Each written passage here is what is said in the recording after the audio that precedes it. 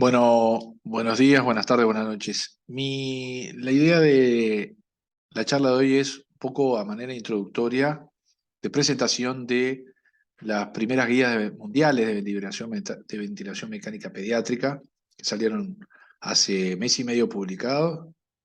Mi idea hoy era simplemente hacer como un raconto de las principales sugerencias que hicimos desde el panel de expertos para su distribución y discusión entre los colegas.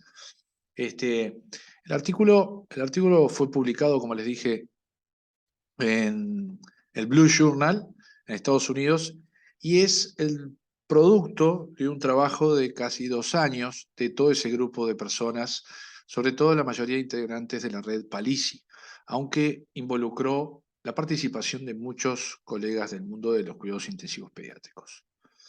Reitero que esto lo que intenta hacer una breve introducción, quería manejar algunos conceptos que estuvimos trabajando durante estos 2 años y hacer una breve reseña de los principales cambios o puntualizaciones que se hicieron como recomendaciones desde el panel de las guías.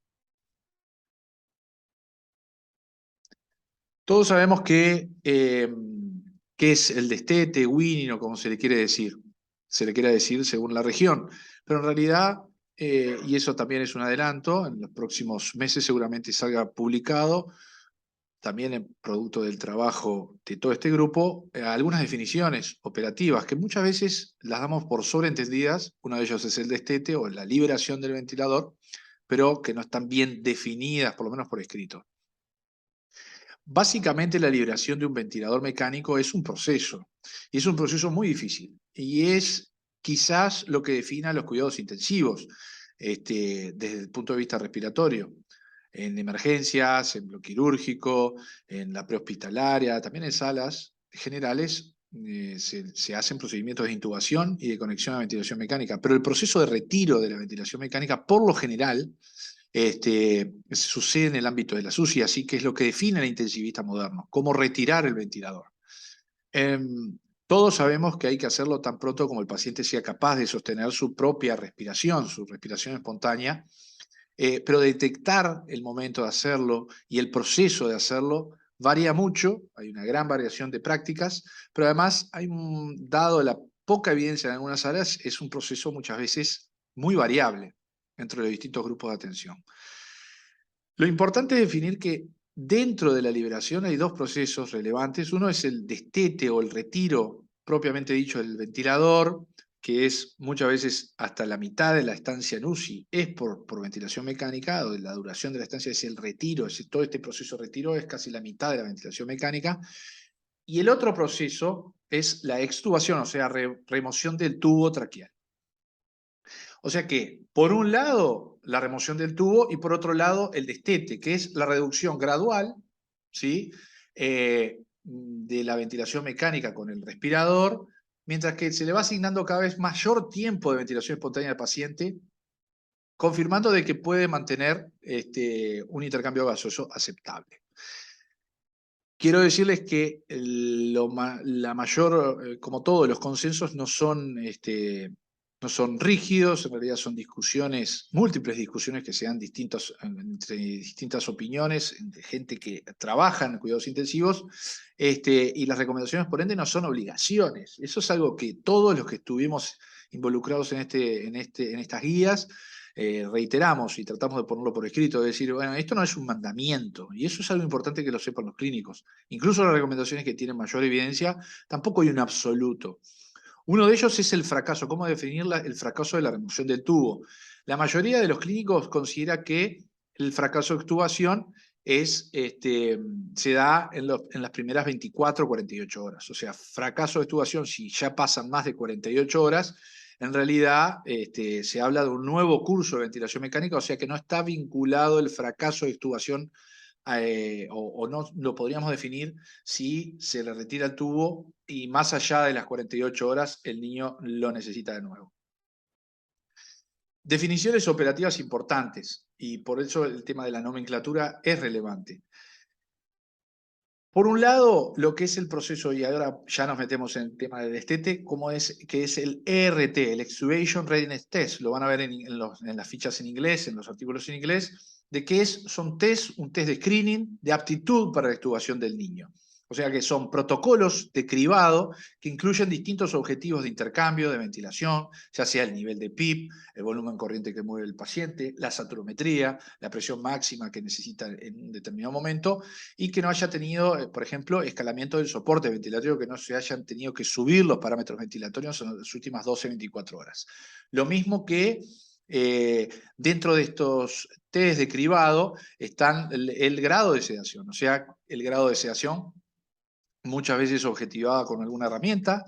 Van a ver que es una de las recomendaciones, una herramienta validada para pediatría, a su vez como el estado hemodinámico y neurológico, o sea, que el niño sea capaz de toser bien y de manejar sus secreciones respiratorias, pensando en que todo este screening que se hace y que es variable, hay distintos métodos que están publicados y van a ver que no hay uno mejor que otro, sino que cada unidad de cuidado intensivo debería fijar su propio ERT, Extubation Readiness Test, para aplicarlo, y algo importante, no tiene por qué ser un médico el que defina cuándo hace el test. Si en la unidad tienen definido que cada 12 o 24 horas uno va a ir a buscar activamente, y eso es muy importante, o sea, activamente qué niño puede estar en condiciones de aptitud para retiro de la ventilación mecánica, lo puede hacer un nurse o una nurse, un kinesioterapeuta o fisioterapeuta, como le decimos aquí en Uruguay. Incluso hay, y ya se están testando algunos software que definen por la información que le da el clínico y de que la información que da el monitoreo que hay en la UCI, es el que puede determinar, bueno, este niño tiene aptitud como para empezar a pensar en la extubación, o que está apto para empezar a pensar en la extubación. Como le dije, se realizan por lo general una vez por día, aunque algunos reportes lo hacen hasta cada 3 horas, o sea que es muy variable también el momento de hacerlo, pero la recomendación es que las unidades tengan su propio ERT. Otra cosa a definir es lo que es el ensayo de respiración espontánea, el SBT, que es el Spontaneous Breathing Trial, lo van a ver de esa forma escrito en la nomenclatura anglosajona, que es una parte del Extubation Readiness Test y que busca en realidad objetivar la habilidad del paciente para mantener la ventilación minuto y el intercambio de gases adecuados sin esfuerzo excesivo, y pensar que si lo extubamos no va a estar con mucho esfuerzo respiratorio. O sea que primero ERT, Extubation Readiness Test, y enseguida, si se capta que determinado paciente cumple determinados requisitos, puede ir a un ensayo de respiración espontánea. Vamos a ver también que hay distintos métodos, vamos a ver cuál es mejor, si hay alguna sugerencia nueva, eso tengo novedades o tenemos novedades, pero lo importante es que también cada unidad defina cuál es el SBT que va a usar o el R que va a utilizar y tratar de protocolizarlo, de que todos hagan en la unidad, todos los médicos hagan de igual forma o el equipo haga de igual forma el mismo ensayo. Ya sabemos que hay distintos métodos. Definimos también estos dos grandes grupos o subgrupos de alto riesgo, tanto sea para el fallo de la extubación como para la obstrucción de post-extubación de la vía aérea, o sea, una laringitis post-extubación. Y acá están delineados los dos grandes grupos de riesgo, ¿sí?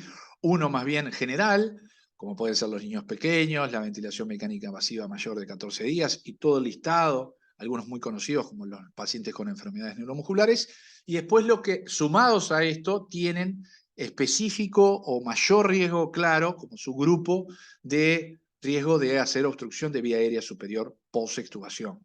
El ejemplo clásico es cuando hubo múltiples intentos de extubación o la intubación, el momento que se hizo, fue traumática.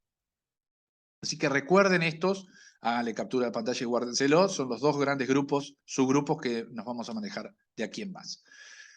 Un par de semanas antes de que se publicaran en agosto las guías, salieron también muchos de los, está Bandik, Kemani, Samer Abul Sultanet, el resto de Martin Nieber, hicieron este artículo que es una revisión muy interesante, una revisión narrativa, del tema de algunas definiciones operativas que se los recomiendo que lo lean. Y me parece importante puntualizar. O sea que, resumiendo, el winning, o este proceso de liberación, es en realidad el proceso de retiro de la ventilación mecánica a presión positiva. ¿Sí? La extubación per se puede estar incluido en esto, o sea, un niño que está en ventilación mecánica invasiva, que está intubado y que se logra extubar y tolera y queda con un catéter nasal, por ejemplo, una cánula nasal, que no necesita presión positiva, es en simultáneo el proceso de weaning y finaliza con la extubación. Sin embargo, y acá hacen las puntualizaciones que también discutimos, es que liberar al niño del tubo, o sea, lograr extubar al paciente, no es para muchos niños el final del weaning. O sea que el weaning también incluye una etapa posterior de aquellos niños que necesitan todavía presión positiva. O sea que puede estar extubado, pero todavía el weaning continuar. Les recomiendo este artículo que no fue de algunos colegas del grupo, que no fue parte del panel de expertos que se juntó, pero creo que es muy lindo cómo está detallado algunas definiciones y cómo conceptualiza en realidad este fascinante mundo de la liberación de la ventilación mecánica. Bueno, aquí está, vamos a ir viendo punto a punto cuáles son las más relevantes recomendaciones de estas guías nuevas. Lo que debemos saber es que, primero, los objetivos fue crear definiciones operacionales, realizadas a la ventilación, a la liberación de la ventilación mecánica. También buscó con una metodología bastante interesante establecer estas recomendaciones, o sea, no fue una reunión donde pusimos una mano alzada y nada más, sino que incluyó todo el proceso, la realización de revisiones sistemáticas en algunas recomendaciones y también metaanálisis.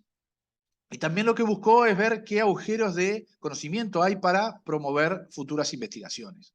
El panel incluyó bastantes expertos, hubo expertos iberoamericanos, en total fuimos 26, y también había desde terapistas respiratorios, médicos por supuesto, y también research nurses, o sea, nurses vinculadas a la investigación.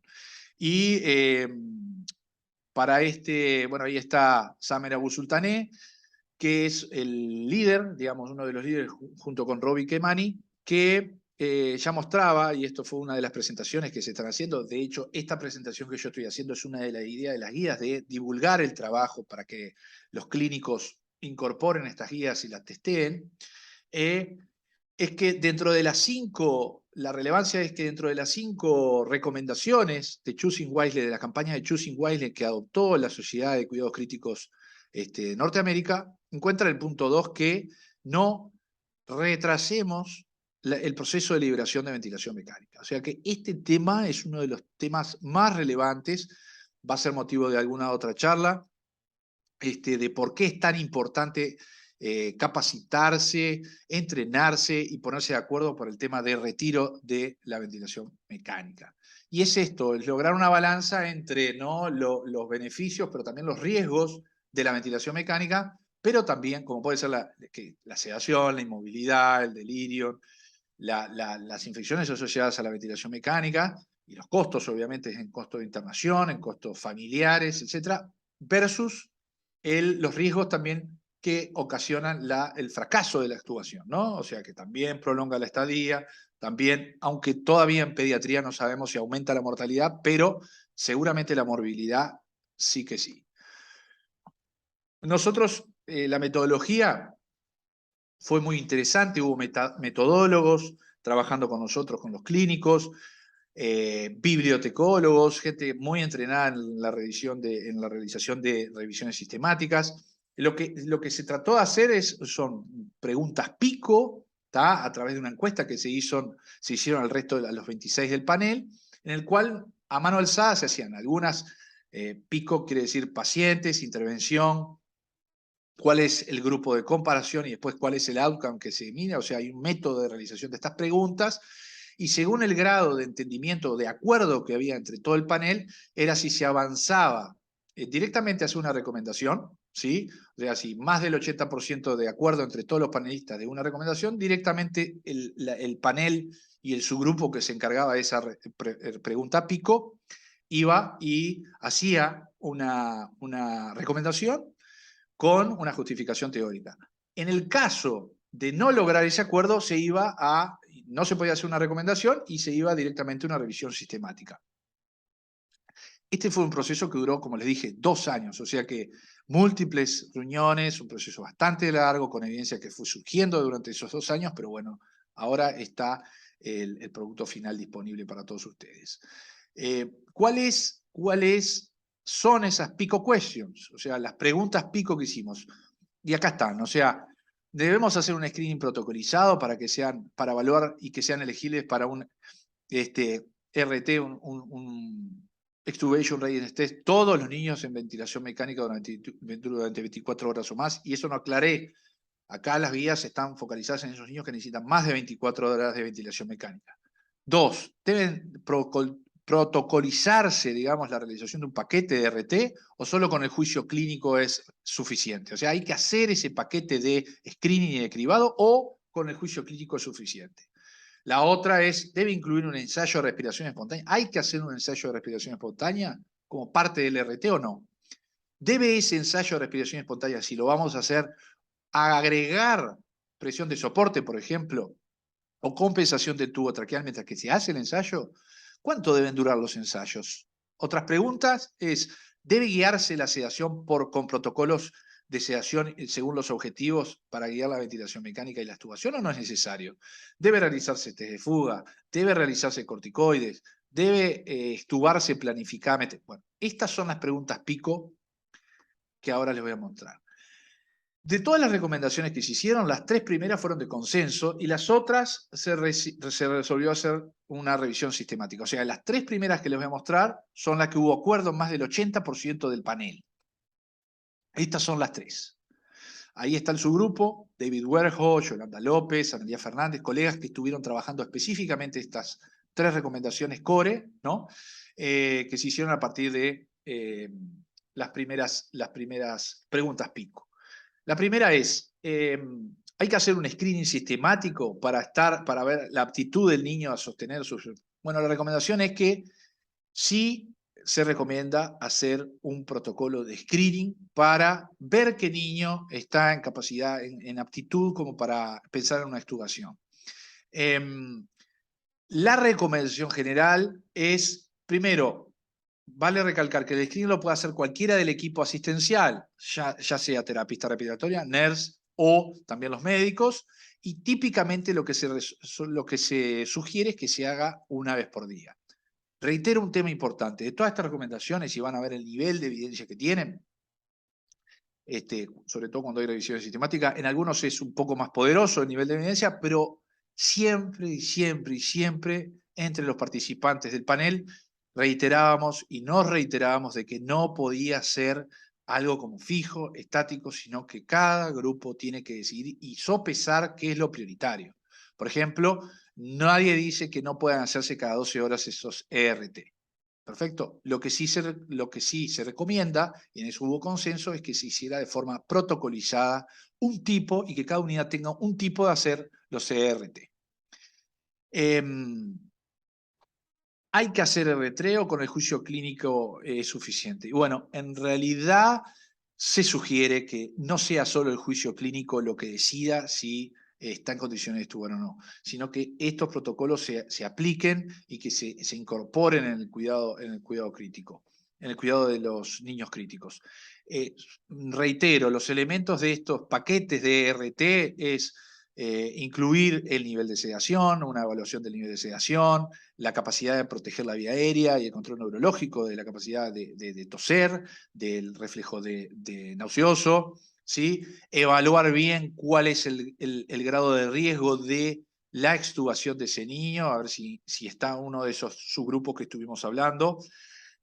También la capacidad de tratar de ver la calidad de las secreciones respiratorias, el estado de hemodinámica, etc. O sea, no ponemos explícitamente todas, pero sí recomendaciones muy generales. O sea que hay que estandarizar de alguna manera este paquete de R3 para ir luego a extubar a los niños. ¿Tenemos que usar un ensayo de respiración espontánea? Bueno, Sí, es una recomendación, prácticamente que todos estuvimos de acuerdo de que hay que hacer un ensayo de respiración espontánea antes de plantear la extubación, ¿sí? Como parte de este paquete de medidas. ¿Y por qué? Para objetivar de que el niño es capaz de sostener la respiración espontánea antes de ser extubado. Veamos el resto. En total eran 11 recomendaciones, pero veamos el resto de las sugerencias que se basaron, esto sí, en revisiones sistemáticas. Así que vayamos una por una. ¿Qué es mejor? Y esto es interesante, ¿qué es mejor? De los ensayos de respiración espontánea, yo diría que había consenso de que había que usar la presión positiva, ¿sí? Y dentro de eso, de los distintos, usar CPAP con o sin presión de soporte. Esa es una pregunta que este era el grupo liderado por Martín Nieber, y vamos a ver que la recomendación es que se puede utilizar tanto, o sea, estamos en niños, se hace un ensayo de respiración espontánea con niño intubado y se puede hacer solo con CPAP, o sea, el ensayo de respiración espontánea solo con CPAP en niños ventilados y o agregar presión de soporte. Estuvo en el panel Christopher Newt y Robin Derkemani, que tienen estudios fisiológicos hace más de 10 años, que en realidad es bastante mito el tema de que los niños respiran por una pajita y que la carga resistiva impuesta por el tubo endotraqueal no es tanto mayor o tan grande y tanta carga sobreimpuesta de lo que pensábamos. De hecho, hay estudios ya clínicos que los lideró Nieber en Holanda de hace 2 o 3 años, que ven que el trabajo respiratorio no aumenta tanto, ¿sí? Y hay alertas, ¿sí?, de que los niños que se le agrega presión de soporte a esa prueba con CPAP, puede sobreestimar la capacidad del niño de tolerar su ventilación espontánea. Explico mejor. Con CPAP solo no es tanta carga resistiva, o sea, el niño no va a hacer trabajo respiratorio por el propio tubo y porque no le agregue soporte, ¿sí? Sino que si hace trabajo respiratorio porque quizás no está en condiciones de ser extubado o saber que tiene determinado trabajo respiratorio, y sin embargo el agregado de presión de soporte puede hacernos bajar la guardia y pensar que el niño está mejor de lo que realmente está. Miren qué interesante. Por eso que la presión soporte aplicada en un ensayo de respiración espontánea puede sobreestimar la capacidad del niño. O sea, yo puedo pensar de que el niño está mejor de lo que realmente está. De hecho, y miren la recomendación 5, en los grupos de riesgo de fracaso del winning y de extubación, por ejemplo, un paciente neuromuscular, uno pensaría, bueno, lo voy a ayudar con presión soporte, ¿no? Pero en realidad el consenso del panel fue que en realidad en esos niños hay que exigirles más para tratar de ver realmente la capacidad. ¿Qué quiere decir? Que estando intubados se desrecomienda en realidad o utilizar solo CPAP como parte del ensayo de respiración espontánea. O sea, los niños que tienen más riesgo de fracaso de extubación hay que ser más exigentes durante la prueba. O sea que hay una tendencia al abandono de la presión soporte al sobreestimar la capacidad de ventilación del niño. Sabemos que la evidencia es baja, pero hay muchos estudios observacionales que nos hicieron pensar y repensar de que a partir de ahora es una alternativa segura y viable y como mucho más, ¿cómo decirlo?, apta en detectar el niño que no va a tolerar la extubación. Y ese es utilizando CPAP solo. ¿Cuánto tiene que durar este ensayo? Y van a ver que la variación de prácticas es altísima. Lo que nos pusimos de acuerdo es que al menos 30 minutos tiene que durar.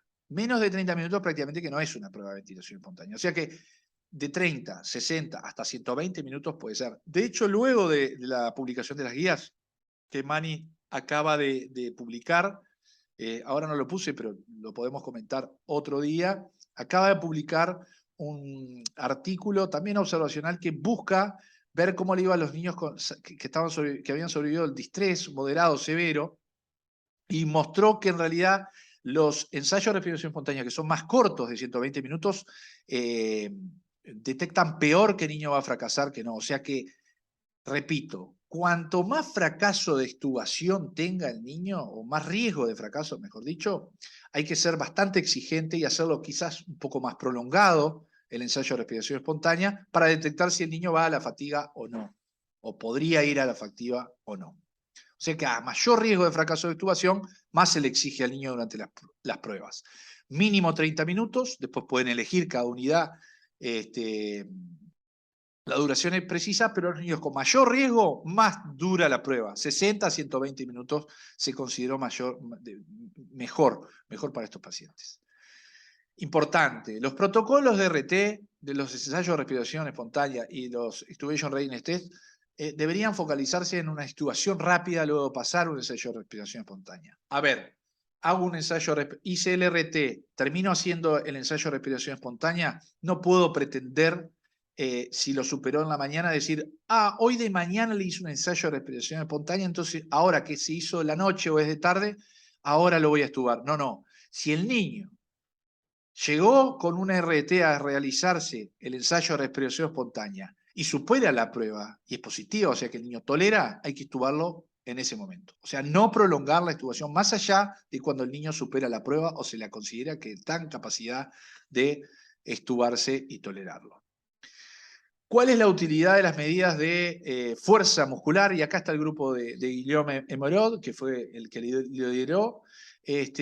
No en todos lados se aplican, ¿no?, la capacidad de las medidas de fuerza muscular. Sí, eso es muy de adultos, pero en niños está bastante difícil de medir, o hay muchas limitantes también por el tamaño de los niños. Pero bueno, lo que se vio es que la PI max, la presión inspiratoria máxima, en algunos respiradores se puede hacer, es un elemento que se podría incorporar dentro del RT, del Extubation Readiness Test, para los niños críticos que tienen particular riesgo de debilidad muscular o que tienen alto riesgo de fracaso de la extubación. En realidad la evidencia no nos puede recomendar un punto de corte de esta PI max lograda por el niño, pero se sabe que si tiene menor capacidad de generar presión, menor de 20 centímetros de agua, por ahí estaría el punto de corte, para decir, bueno, este niño debe tener la debilidad muscular. Si tiene más de 50 centímetros de agua, esta prueba de presión inspiratoria máxima, en realidad se habla de que, bueno, se sugiere que está preservada la capacidad muscular inspiratoria. Dos temas importantes, en uno estuve particularmente involucrado, fue muy interesante, que era el test de fuga, como le decimos acá en Uruguay, para predecir la extubación, el desarrollo de obstrucción de vía aérea post-extubación subglótica, y el uso del dexametasona. Dexametasona específicamente porque fue el esteroide más testado a nivel de los ensayos clínicos que tenemos disponibles. Con respecto al test de fuga, sí se sugiere utilizar, tenemos muy poca evidencia, pero aquellos que ya lo hacen, por ejemplo en mi unidad no solemos hacerlo, pormenorizadamente, digamos, un test de fuga bien protocolizado, pero aquellos que lo hagan sí se les recomienda seguir haciéndolo. Obviamente los test de fuga tienen validez en los niños que tienen intubación y que están intubados con balón, CUF, o como le quieran decir. Los que no tienen balón en realidad no es un método fiable o confiable para definir si tiene mayor riesgo o no. Si no hay fuga, en realidad, otra vez la recomendación es no prolongar la ventilación mecánica la ventilación mecánica y la extubación, no postergarla porque haya ausencia de fuga. ¿Por qué? Porque en realidad la fuga tiene baja sensibilidad para detectar pacientes de riesgo por el propio. O sea que esto está, entre comillas, quienes no lo hagan, esto es una opinión ya personal, quienes no lo hagan, no pasa nada si no lo hacen el test de fuga. Aquellos que lo usen, úsenlo bien, y como dice aquí, bueno, hay toda una consideraciones importantes para cómo implementarlas, la posición de la cabeza, por lo general son terapistas respiratorios los que lo aplican, cómo desinsuflar el balón, hasta cuándo hay que ventilar manualmente y cómo escuchar la fuga o no. Los que hacen test de fuga lo tienen por lo general bien definido, pero bueno, es una sugerencia seguir haciéndolo, no se puede desrecomendar esto. Junto con las guías publicamos ya este trabajo, que fue un metaanálisis en red, luego o sea, había evidencia randomizada como para hacer un metaanálisis y llegar a unas recomendaciones que les voy a mostrar ahora. También fue publicado en este otro artículo. Reitero que los dos artículos, las guías y están open access, o sea, son gratis de descarga, así que por favor mírenlo, lo voy a poner en el link luego de YouTube de esta clase, o de esta presentación, mejor dicho, para que ustedes lo puedan descargar, leer pormenorisadamente, porque como les dije, esto es una introducción. Pero bueno, ¿qué fuimos a ver? A ver si la dexametasona tenía algún impacto sobre el fracaso de la extubación por el desarrollo de obstrucción de vía aérea. ¿A qué concluimos después de haber realizado la revisión sistemática y hacer algunas puntualizaciones? Es que sí se sugiere utilizar dexametasona al menos 6 horas antes de extubar al niño.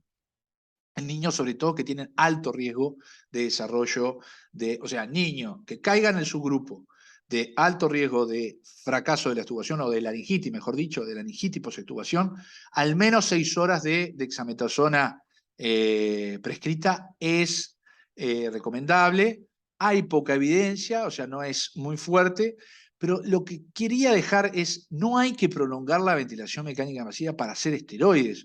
En realidad, sabemos, y máxime si no es un niño con un grupo un subgrupo de riesgo, o sea, si no se le hizo, bueno, la recomendación es que se le haga al menos 6 horas, pero tampoco es un pecado no extubar al niño y esperar 6 horas para extubarlo porque todavía no los cumplí.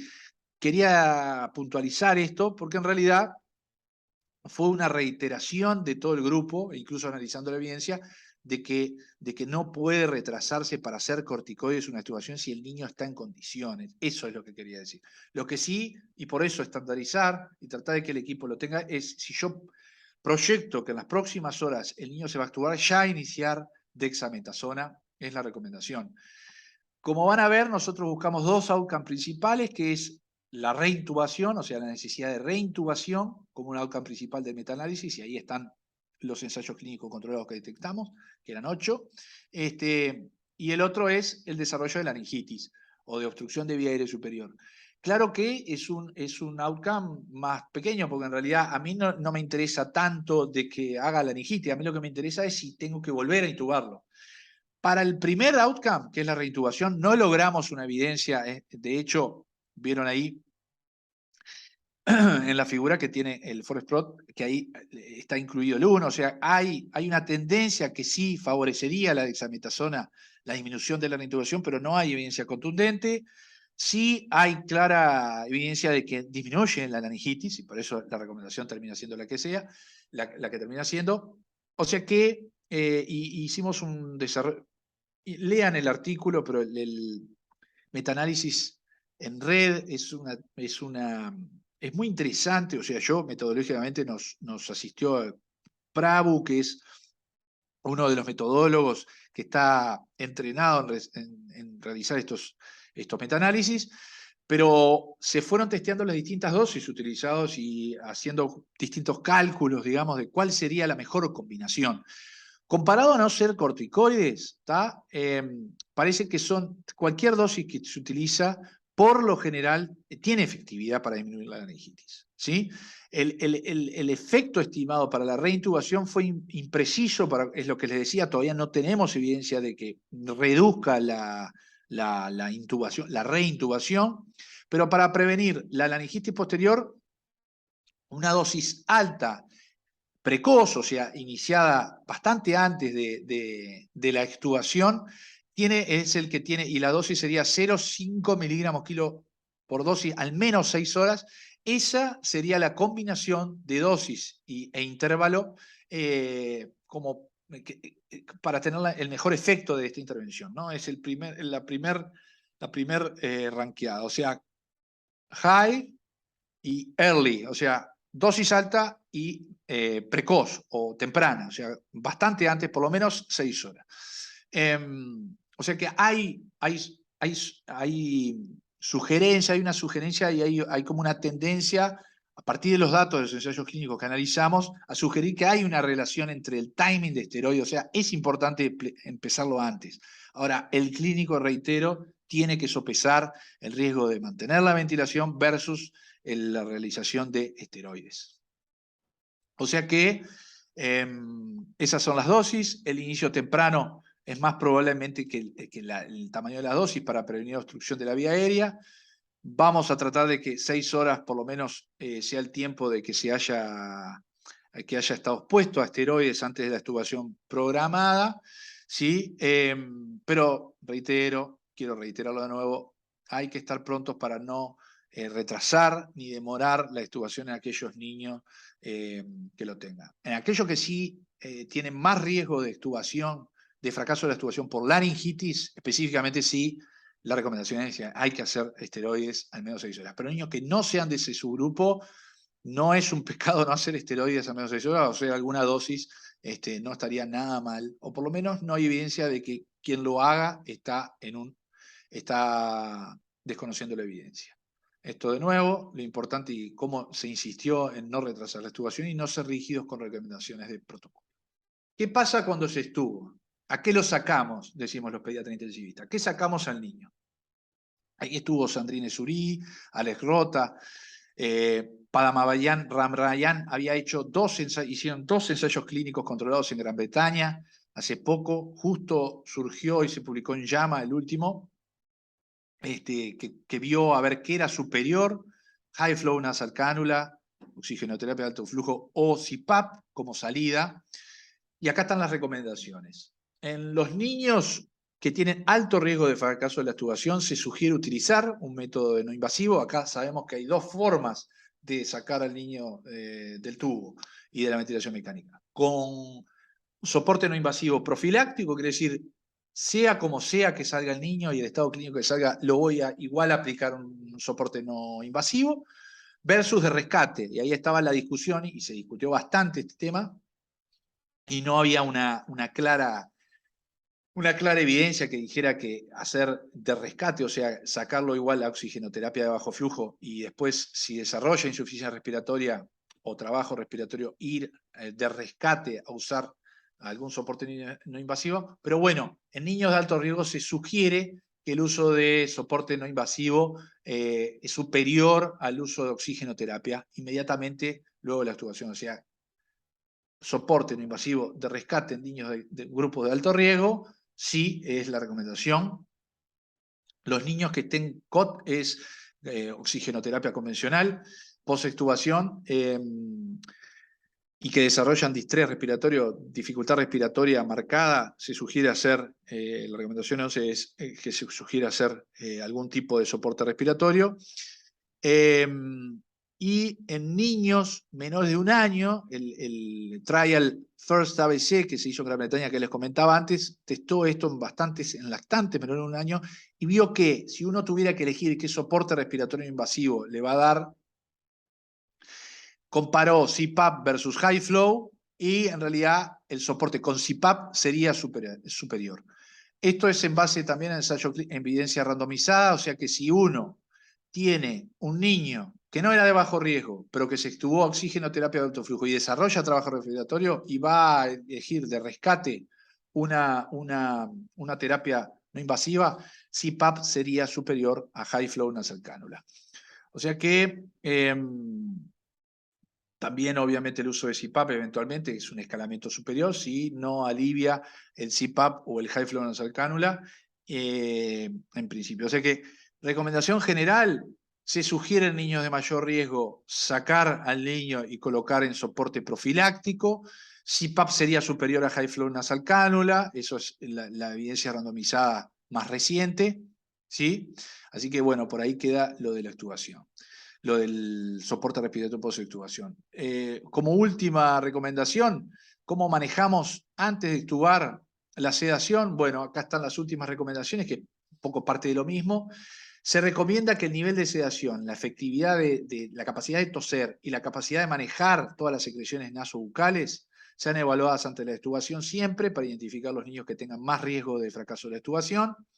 Recomendamos que haya una estrategia, o sea, que sea guiada por objetivos clínicos la sedación, no es sobresedar a un niño así porque sí, no es levantar la sedación así porque sí y dejarlo infrasedado al niño y con disconfort, sino que utilizar herramientas validadas, tiene la escala Comfort, Comfort B, hay distintas escalas clínicas validadas para pediatría intensiva, que es lo que se sugiere que se utilice, y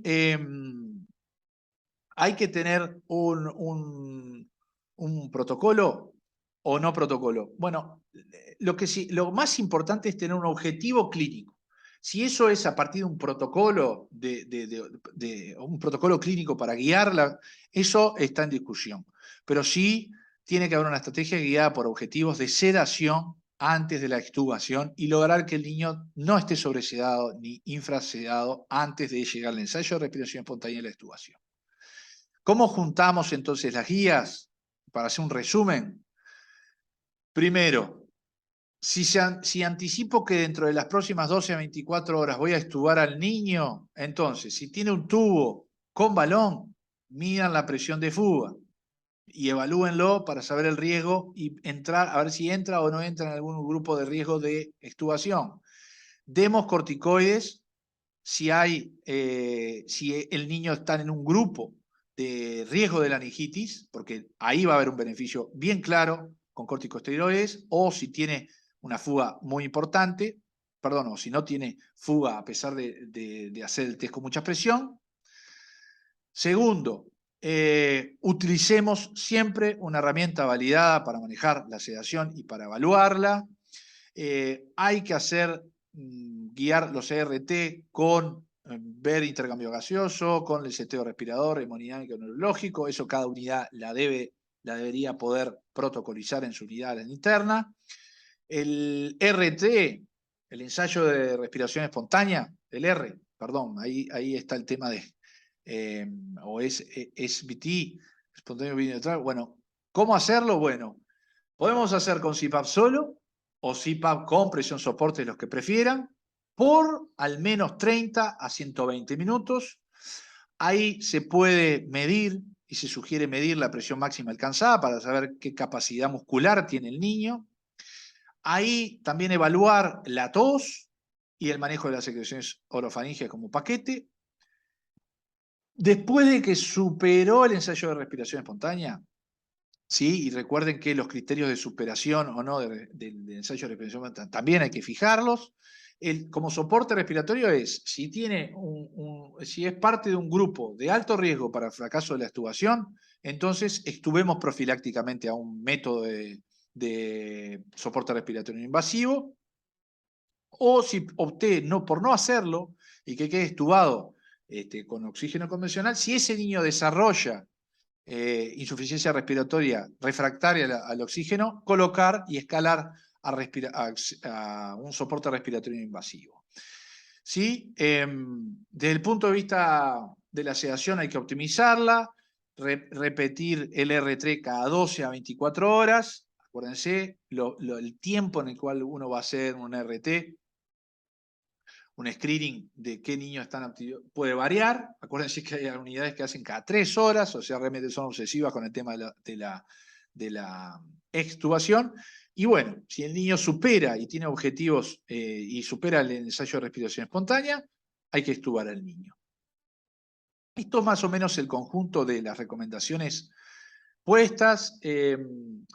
Recuerden que si no supera el ensayo de respiración espontánea, hay que volver atrás, pero ir viendo por qué no lo superó, si se resolvió en la casa, y volver a hacer un ensayo de respiración, un screening de niño en las próximas 12, 24 horas, evaluar bien y como equipo, y yo creo que en eso estábamos todos de acuerdo, sin duda, que los equipos tienen que delinear sus estrategias de tener pautado, estas son recomendaciones generales, pero que cada unidad trabaje mucho el tema de la extubación, de ir a hacer screening, de ir a buscar esos niños que en realidad muchas veces nos hacemos trampa los clínicos, entonces decimos, este niño ya está para extubar, pero en realidad hay que hacer screening, o sea, incluso el niño que quizás a ti no te parezca que no, el juicio clínico te dice que no está para extubar, quizás si uno utiliza herramientas objetivas puede detectar que el niño en realidad sí no necesitaba el tubo o no necesitaba la ventilación mecánica.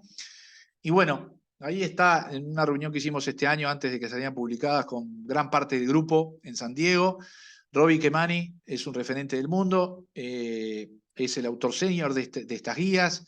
Van a haber nuevas publicaciones en el próximo tiempo, derivadas del trabajo de este grupo, y obviamente hay todo un capítulo dedicado a fomentar la investigación en las cosas que no se saben. Seguramente estas guías cambian en unos años, de hecho es natural que cambien, lo que estaría mal es que no cambien, pero bueno, quería dejarles esas recomendaciones generales, esas guías que no son dictatoriales, sino que son en construcción, como es la evidencia, y bueno, compartan, discutan sus unidades, estoy a disposición en el correo que les puse en la primera parte de la diapositiva, y bueno, será hasta la próxima. Saludos.